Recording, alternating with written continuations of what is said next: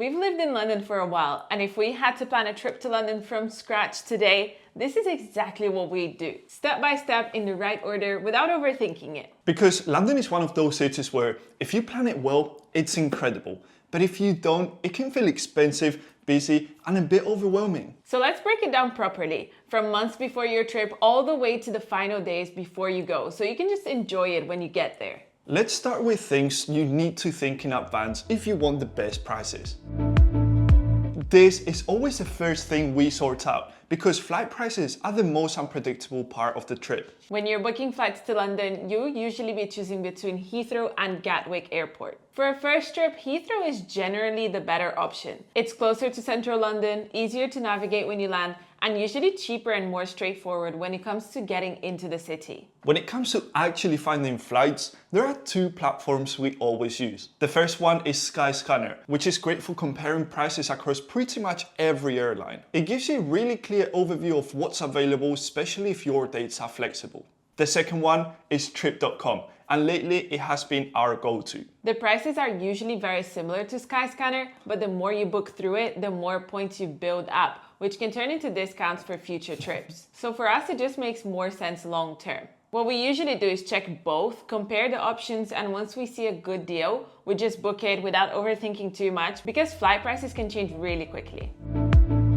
Accommodation is the next thing we always book straight after flights, and timing here really matters more than people think, because booking your hotel in London depends a lot on when you are traveling. If you're visiting during peak periods like Christmas or summer, some of the most popular hotels can sell out months in advance, sometimes even close to a year ahead. So if you already know your travel dates, it's always worth locking something in early, especially if you find a good deal in a good location. When it comes to actually booking, there are two platforms we use every time. The first one is Booking.com, which is probably the most popular option in Europe. It has a huge range of hotels, really clear reviews, and flexible cancellation options on a lot of properties, which is always useful in case your plans change. The second one is Agoda. A lot of people associate Agoda with Asia, but we've actually found some really good deals for London on there as well. Sometimes even cheaper than Booking.com for the exact same property. As you will see from this video, planning a trip to London can be overwhelming,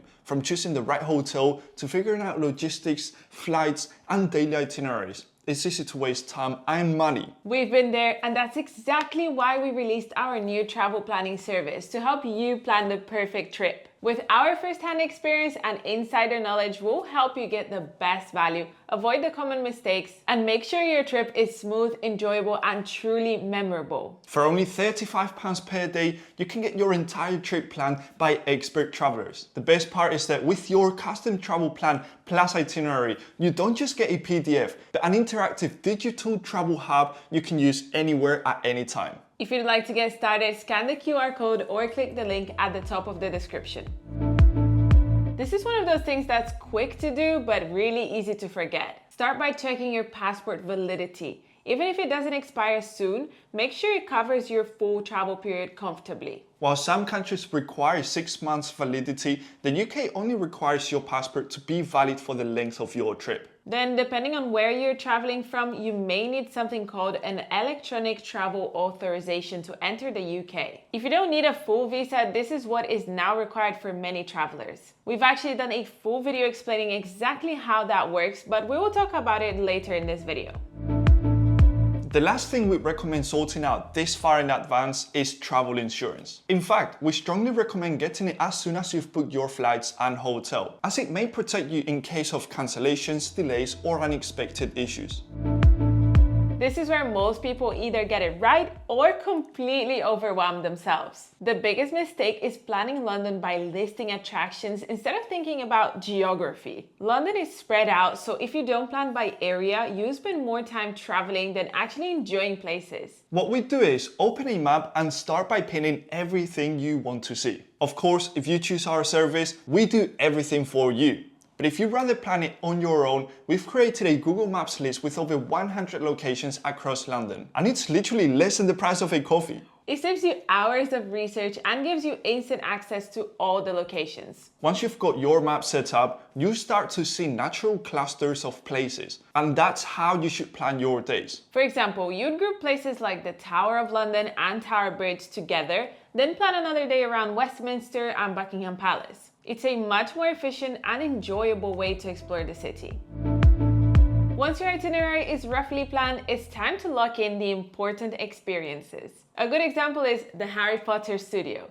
We actually went in February, which isn't even peak season, and it was already sold out. So if you're visiting in summer or around holidays, you can imagine how quickly that fills up. The same goes for things like shows in the West End. If there's something specific you want to see, it's always better to book early so you get better availability and usually better prices too. And then there are experiences that aren't as obvious, but are 100% worth it. One of our favorites in London is the Bustronome. It's basically a 4-course dining experience on a luxury bus while you drive past some of London's main landmarks. It sounds a bit different, but we absolutely loved it, and it's something we'd genuinely do again.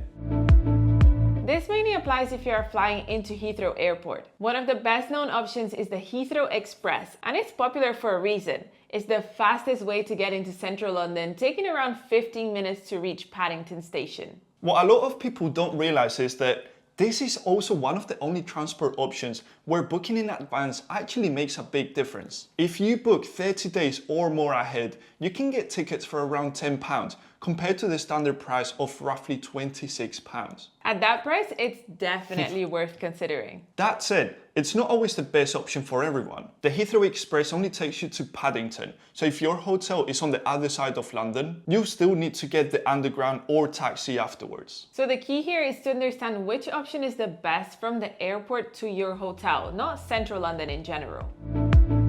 You don't need to book or prepare anything in advance for getting around London, but it's worth understanding your options so you can move efficiently once you're actually there. Most first-time visitors rely heavily on the tube, and for good reason. It's fast, reliable, and covers most of central London. For most people, we recommend paying using contactless card or your phone, no need for an Oyster card. But the best option really depends on your itinerary and your travel style.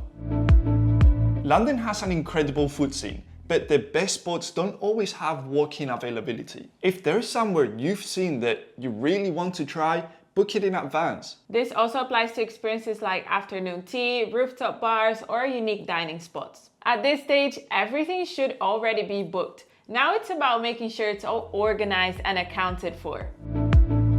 This is one area you definitely don't want to leave for the last minute. For a lot of travelers who don't need a full visa, there's now something called an electronic travel authorization, also known as ETA, required to enter the UK. It costs around £20, and without it, you may not even be allowed to board your flight. So yes, it's mandatory if it applies to you. Ideally, you want to apply at least 3 days before your trip, but the earlier you sort it out, the better. You can apply for it through the official government website, but if you prefer using a third-party service, make sure it's reliable. And if this all sounds confusing, don't worry. We have a dedicated video explaining everything about the ETA, so you can follow it step by step and avoid any surprises at the airport. Having internet as soon as you arrive makes everything easier. Roaming data tends to be extremely expensive, so our personal recommendation is buying an eSIM plan with Jetpack. Their connection is extremely reliable, and they have perks other companies do not offer. There are a few apps that genuinely make London easier. Google Maps is essential for general directions, but City Mapper is even better for real-time transport routes in London. Having Uber as a backup is useful, and Trainline is helpful if you are planning any trips outside of the city. Download them, log in, and have everything ready before you go for your trip. Packing for London is less about packing more and more about packing smart. A light jacket, regardless of the season, is always a good idea. Comfortable shoes, and if you are traveling from abroad, don't forget a UK plug adapter. London is one of the most contactless cities in the world. You can pay for almost everything with your card or phone, including transport, restaurants, and even small purchases. Realistically, you don't need to carry cash at all, but if you are planning to rely solely on your card, it's worth double checking foreign transaction fees and exchange rates with your bank. One way to avoid that is using a bank app like Revolut. You can set up accounts in pounds, top it up from your home currency and use it in London without all the constant fees that traditional cards charge. Finally, make sure everything is good to go a couple of days before. Check your flight details, confirm hotel bookings, make sure your ETA is approved, and review your itinerary. At this point, everything should be ready, so no stress. If you found this video helpful or have any questions, let us know in the comments. And if you'd like to support our channel, like the video and subscribe. Thanks for watching, and for more London videos, check out one of the videos on screen.